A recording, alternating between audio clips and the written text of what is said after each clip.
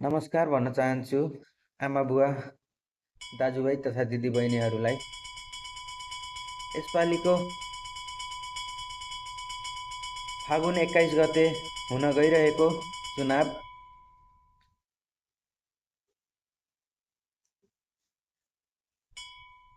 घन्टी चिन्हमा मतदान गरिदिनुहोला। सम्पूर्ण देशवासीहरूले यही अनुरोध छ। अहिलेका नयाँहरूलाई पनि केही सपोर्ट गर्नुपर्छ। पुरानालाई त गरेर सपोर्ट गरियो, हेरियो, देखियो, के गर्न सके के गर्न सकेनन् सबैलाई थाहा भइरहेकै कुरा हो। एकचोटि मौका नयाँलाई पनि दिनुपर्छ।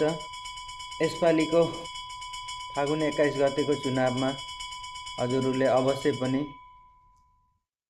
घन्टी चिन्हमा मतदान गर्नुहुन्छ भन्ने ठुलो आश भरोसा राखेको छौँ हामी पुरै देशवासीहरूले। अवश्य पनि घन्टी चिन्हमा मतदान गरिदिनु होला। हस्त नमस्कार।